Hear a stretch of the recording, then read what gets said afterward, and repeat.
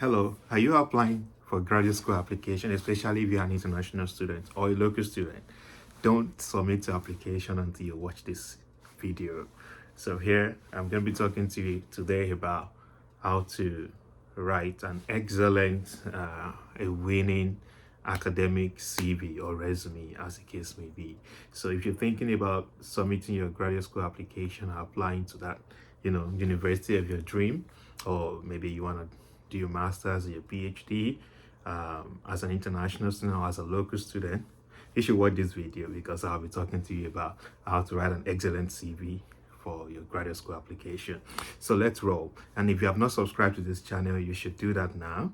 And please hit the like button, and also share this video with people that can benefit from it. So here we talk about everything: admission, scholarships, fellowships, and all those related topics. So I make a lot of videos about visa application, how to write your SOP, and all those stuff. So everything relating to graduate school admission, we talk about it here. So let's not waste time. Let's go straight to the topic. So why is it academic CV different from a professional CV? So because it's an academic position, so you want to make your CV academic centric.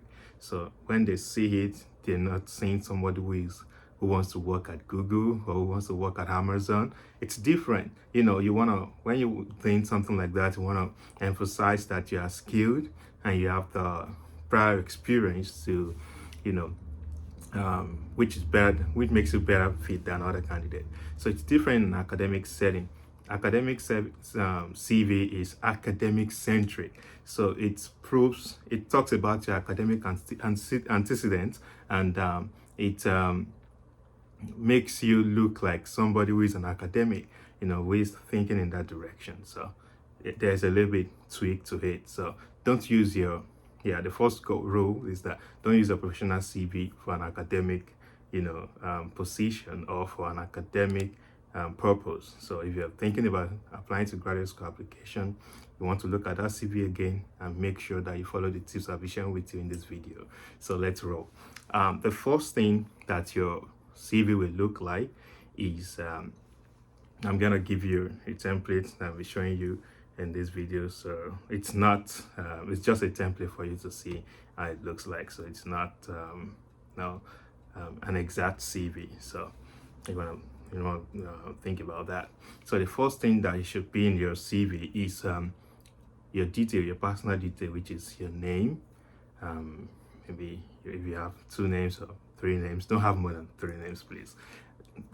Your name and surname, and also your address. And don't put your full address. They are not coming to visit in your house. It's not Christmas. They are coming to visit in your house. So just your state and your country is fine. Don't go and put number 16 or 22012 or whatever where you live. Don't put a detail. Just your state and especially for international students, just your state and your country is fine. Then put your email address straight up. You want to put your phone number. Make sure you have your country code, which is very important. Then I always encourage you to have your LinkedIn profile. They want them to click that button and go straight to your LinkedIn and see everything else that you could not put in your CV, but they are very interested about you. So make sure you optimize your LinkedIn profile. So we'll not talk about that in this video, but you can add a link to your CV. And also, if you have OCID, that's ORCID. If you're an academic, you know what OCID means. You can put a link also on this, the top center of your CV, as the case may be. So the next section, which is very important, is your profile section or about me section. So you want to do a brief summary about yourself, and this what should be in this. It should be who you are, the number of years of experience you have, the skills you have, and your research interests. So a brief summary should cover all this. So think about, especially your research interest. It should show in your research interest. Although in your statement of purpose, you're gonna, or letter of intent, as case maybe, you're gonna talk more about your research interest. But in your CV, you should put a summary, short description of, the kind of thing you're hoping to find, the kind of thing you're applying for. And also, so that takes us to the next section in your academic CV. It's going to be the next thing should be your education. So unlike in the professional one, the next section after your profile section will be your work experience, because that's what they want to see, not your education. Your education is important, but it's not as important to them as the work experience. So here, your education is more important than your work experience. So that's it. And most people don't really have much work experience, because academics usually work in the lab, or from school to school and all those stuff. So the next thing you want to think about is your education. And one important tip that I always tell people when you're writing your CV is that every section should be worded. There's no point putting a section in your academic CV and it's not what they read. So what's the essence of putting it there? So make sure every section is what the reviewers time. So thinking about this, your education, what should be there? What should be there? Your degree, maybe you have a BSc or a bachelor's, as the case may be, or a master's degree. Just put it there, the course you did, the year you graduated, and what else? Maybe the country, the country where the institution is. And also after that, you want to put relevant courses. You want to just highlight a few courses that are relevant to this application. So maybe you have done organic chemistry and you are trying to apply to a similar course, or a similar research program. So it's worthwhile to put a section and say, after your degree, put relevant courses that you took, maybe organic chemistry, I don't know, all those. Just find some important relevant courses that you want to include in your CV. Then the next thing, don't make your academic education section boring. So the next thing you want to include is your extracurricular activity, which is very important.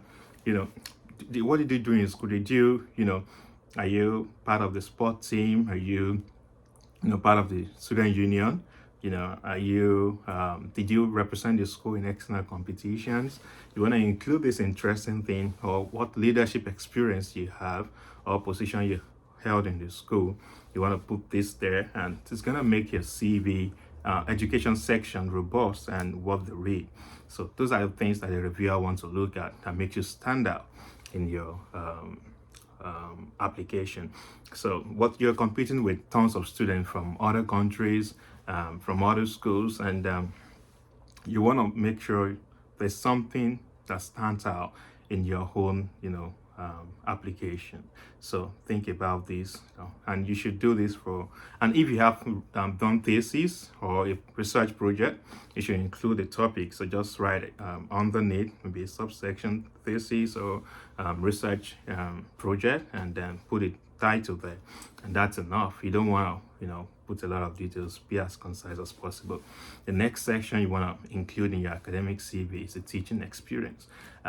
Most PhD program or maybe master's program usually one student who have that experience in teaching. So if you have taught in any capacity, maybe you have done private coaching, or you have taught a course before in the university, or you have been a researcher, a teaching assistant, or you have taught in high school, you should include it in your CV as your teaching experience. It can give you position for funding or scholarship.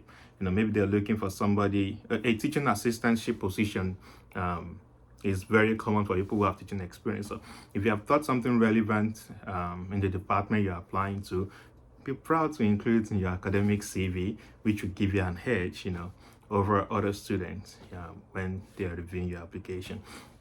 So be sure to include your teaching experience. The next thing you want to include in your academic CV, the next section should be your work experience. So if you have work experience, flaunt it. Yeah, like let the whole world know you have work experience. Yeah. So put it there, what you do, the amazing things you have done, what's the name of the company, which country is it, and what year did you start and what year did you end, and what are the things you achieve in this company. In the company, don't go ahead and be listing task. No, nobody wants to read task. Everybody wants to read your achievement. So you cannot build a reputation on what you do it's what you achieved that really matters. So make sure you're thinking about that. Then put metrics to hit, maybe 20%, manage 35 people, you are able to achieve, put numbers to it. Don't just say I manage people. It's not, doesn't really make sense. You want to say I manage 35 people. That makes more sense. And after your work experience section, you want to put research experience section or publication, as the case may be. So if you have research experience, you have worked with a professor in the lab, you have worked in a laboratory, or you have done a research maybe with a NGO or with a research institute, as the case may be, you want to include that in your CV. So if you have published work, it's very important you put it there. What you want to do is put it, the citation, the correct citation of your work, the topic, and the citation. And you might want to, what I always tell people to do is to do a summary of what they have actually worked on. For example, you can say, after putting the topic, you want to say identified problem with identify relationship between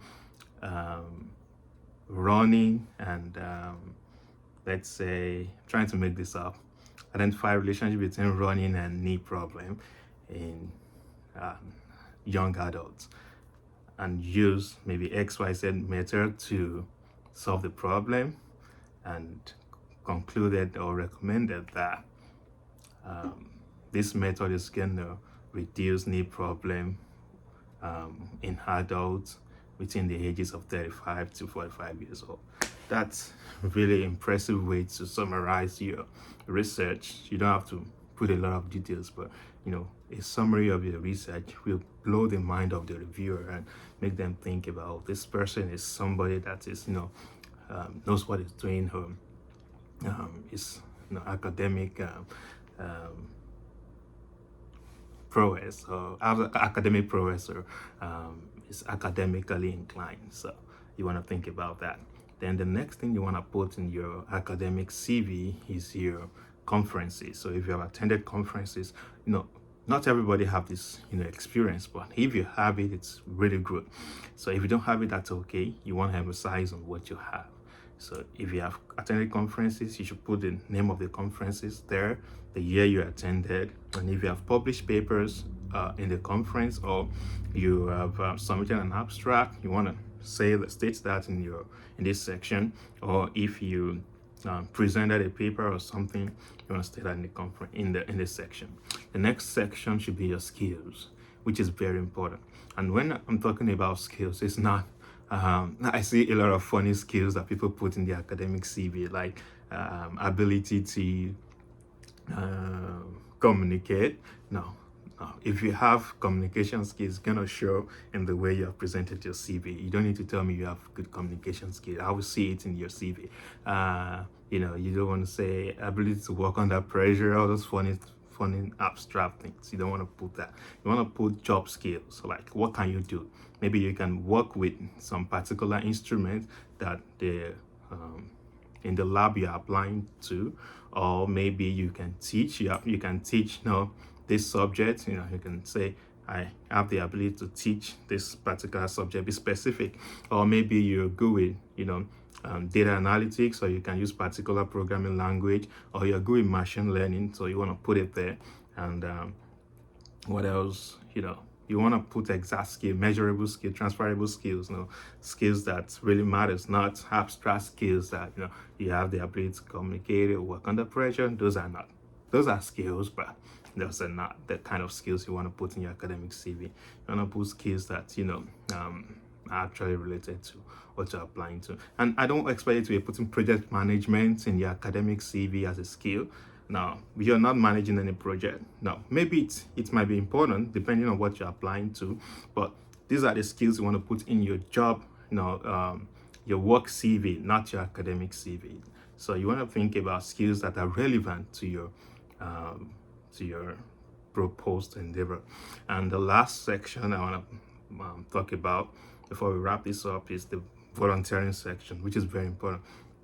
if you have volunteered, maybe with Red Cross or maybe with an NGO or in any capacity, it shows that you can, um, you can think outside the box. You are um, an human. You believe in humanitarian activities, or maybe you have volunteered during your school days, or you have volunteered as a student union. In any capacity, it's very good. Most CV reviewers, especially in the academic setting, like this a lot. So you want to think about adding your volunteering section, and you should make it interesting.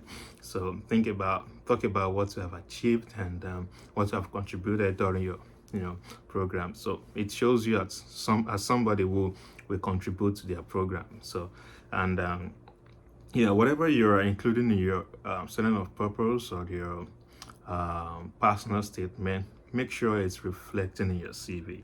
So you don't want to have a mismatch of, but you didn't state that in your, when they're reading your statement of purpose. You can watch my video on statement of purpose, how to write a statement of purpose yourself. I'm gonna drop the link in the description box.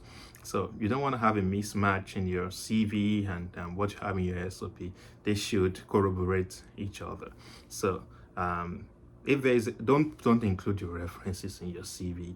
You already have they have a whole section in your application where they ask for your references. So don't make a CV long. 2 pages is really good enough. And if you have a lot of experiences, you can, make it 3 pages. So you don't want to have a lot of tons of irrelevant things or repetition. So remove the reference section totally. You don't need it. What else? Don't put jargon in your CV. You don't need that. And one last thing I want to talk about before I wrap this up is your CV is like a beautiful lady. Before a young man gets to know her character, you want to see how beautiful she looks first. So it's a beauty it's the appearance that will attract you first to her before you get to know if she has good character or she has good personality or not. So that's very important. Use a great template for your CV. Make sure it is neat, it is well justified, it is well aligned, and the spacings and the fonts are very clear and easy to read. So when someone opens your CV, let it be very attractive, even if it's not so great. So make sure it is very attractive. So that's one thing you want to think about. I know it's a long video and a lot of conversation, but I want you to get the best out of your academic CV. That's why I'm taking my time to talk about all these things. So thank you for watching this video to this point. And if you have any questions about your academic CV, I'll be happy to answer them in the comment section. So feel free. Don't forget to like, subscribe, and share with someone that's gonna benefit from this video. I wish you the very best in your graduate school application, and see you around.